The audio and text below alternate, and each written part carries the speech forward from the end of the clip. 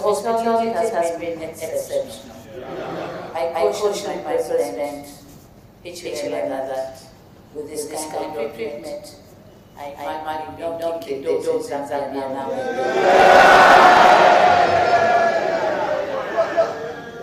After all, to us, Zambia is also home. Madam Speaker,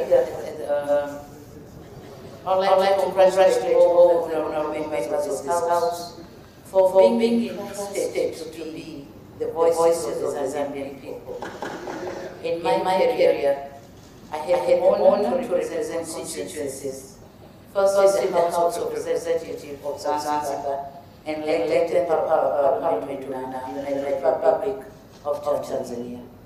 It is a special privilege and responsibility, and one which is also of key importance in the relations between our two countries.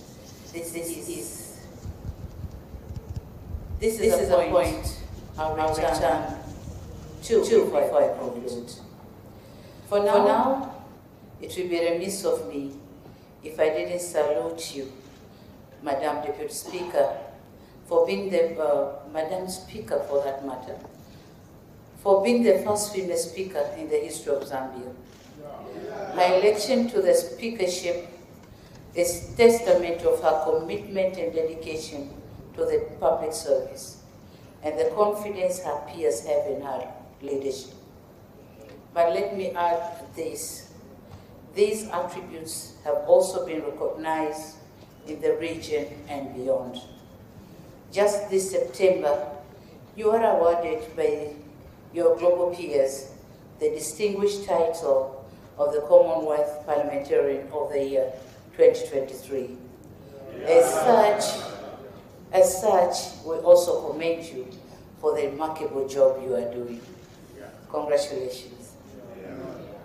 Madam Deputy Speaker, thank you for inviting me to address this August Assembly, and I note with gratitude that under your able leadership, I'm the first female head of state to join the list of foreign dignitaries who have addressed this august House. I am humbled. Madam Deputy Speaker, honorable members, distinguished guests, the relations between our two countries was solidified by the late Mwalimu Julius Nyerere and Wazi Dr. Kenneth Kaunda, our founding fathers. Their closeness made us understand the close ties we share with the Zambian people. In Tanzania, we adore President Kaunda. So much so that we got carried away with his style and attire, which left a lasting impression in the form of Kaunda suit. Today, the Kaunda suit is an official dress in Tanzania and recognized as so even by our parliament. To us, the style and attire meant many things. It conveyed pride in our freedom, it spoke to our working class roots and our ties to the soil, and it spoke to our solidarity in managing our affairs. In solidarity, these two leaders also led our countries in the fight for liberation of Southern Africa. This is a legacy and noble heritage that we should endeavor to protect. I'm happy to note that the closeness and bonds between our two countries have endured. Across our borders, the links between our countries have grown in many respects. On land, we are linked by the Tanzam Highway and by the Tazara Railway. Underground, we are linked by the Tazama oil pipeline.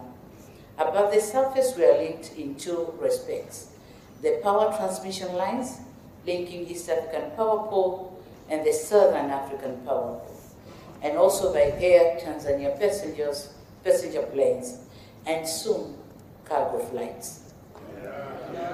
With all this in mind, going forward, I can only say, Tiende pamoja.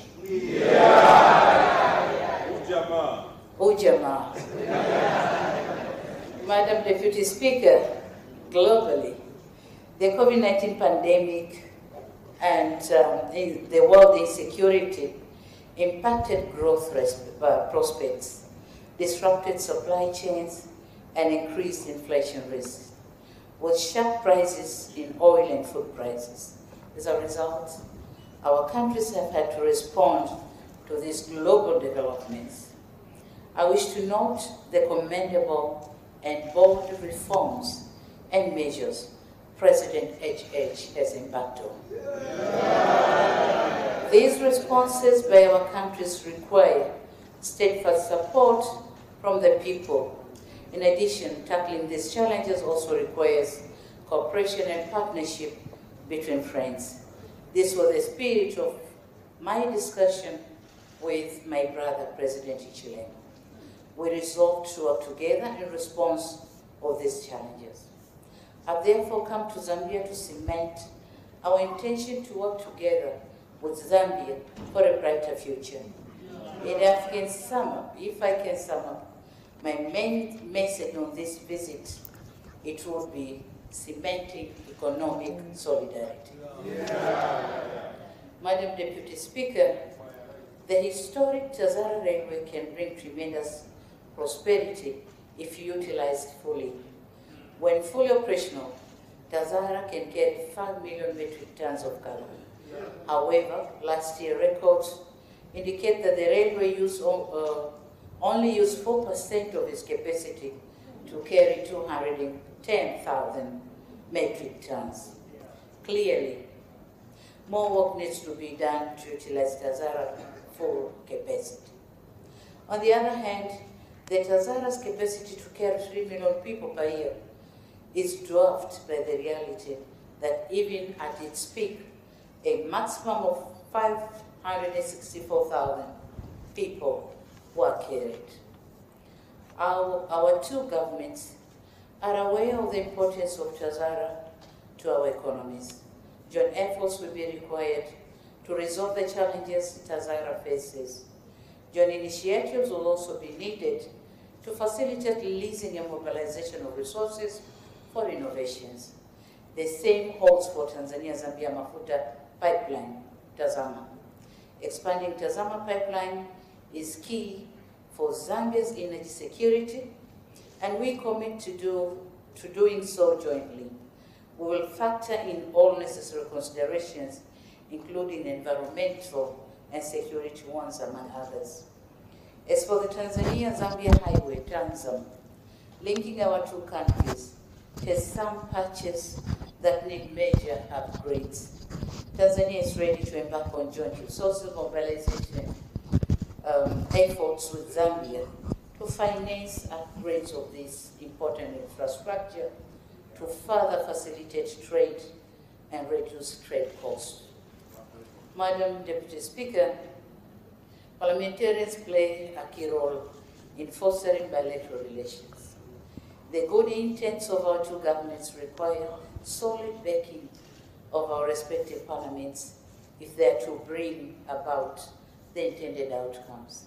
Members of Parliament represent the people and engage in debates about government plans, budgets, and programs. These plans require political backing or funding, which means parliamentary approval is crucial. If MPs are unconvinced or politicize these plans, it hampers progress, impacting both Tanzanians and Zambians.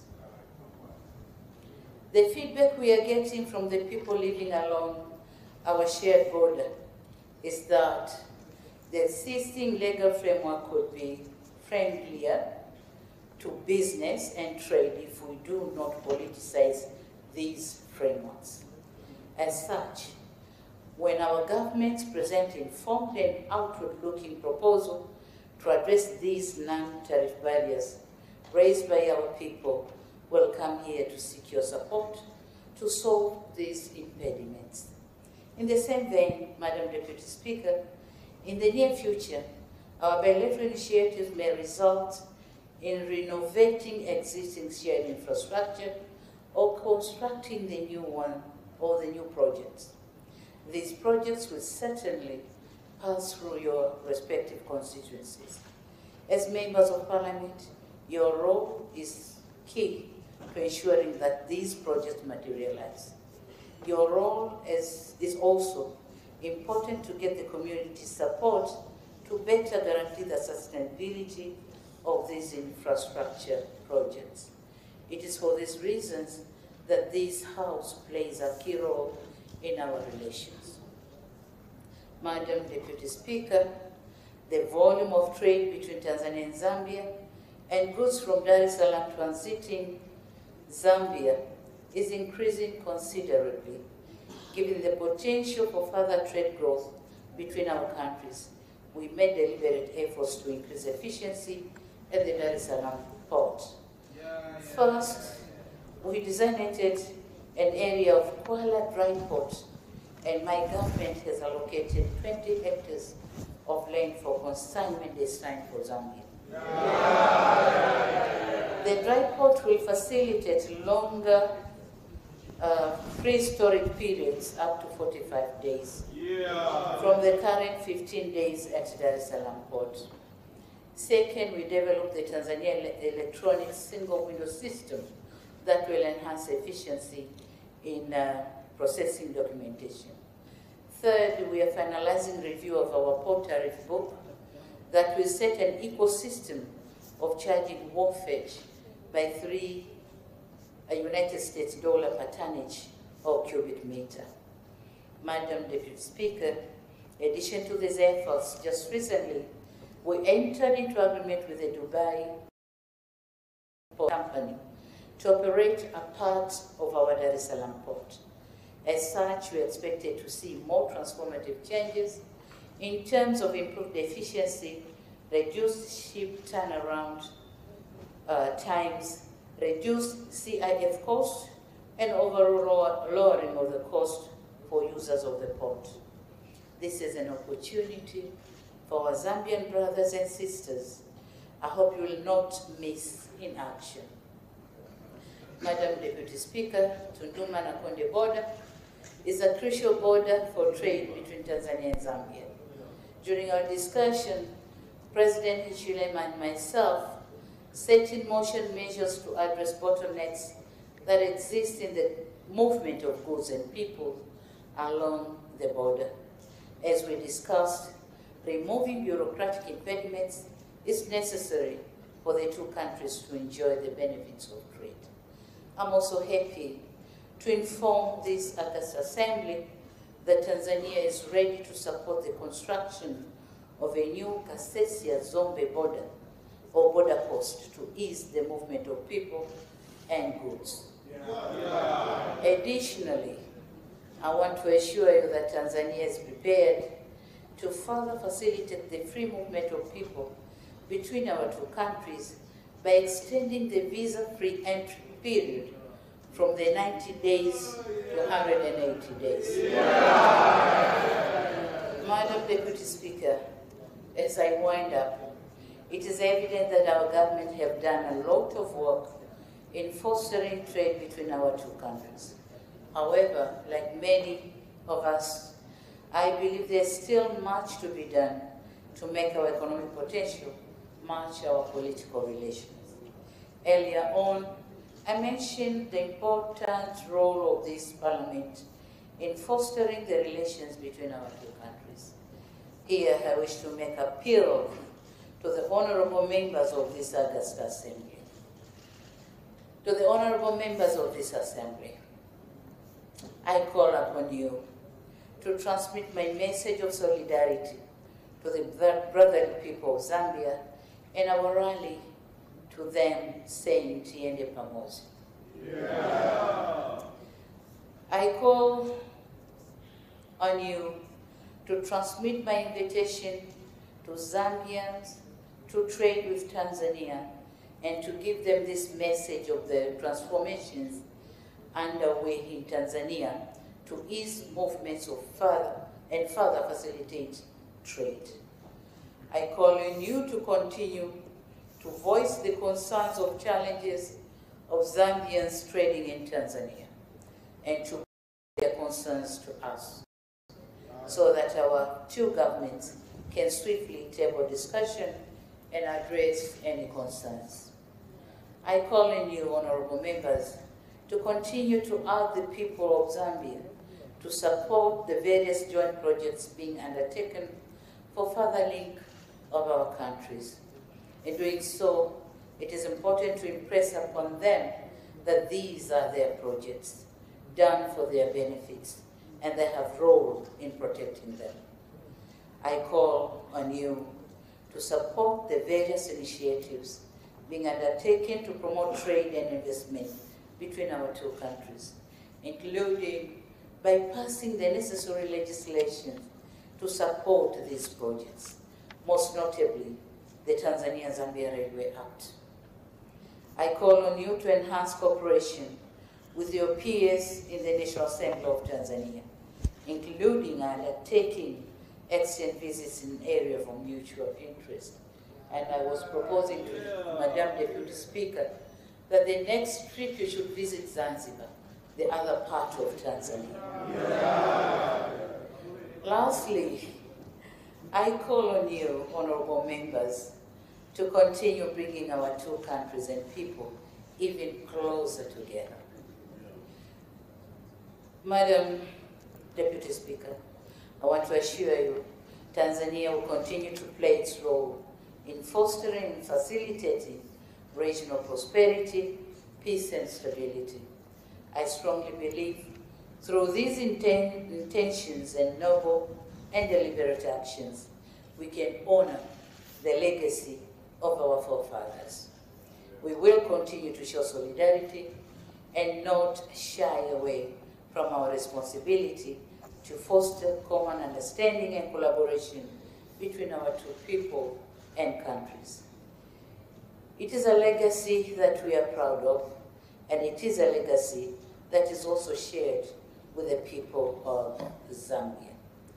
I assure you of my unwavering commitment and that of the government of the United Republic of Tanzania to continue working closely with His Excellency President Hakainde Hichilema and the government of the Republic of Zambia for the mutual benefit of our peoples. I wish to impress upon you that my presence here today in the esteemed August House and my engagement with the honorable members speaks volume about this very commitment. May God bless Tanzania and Zambia. May God bless Africa. Asante sana, zikomo kwa mbele.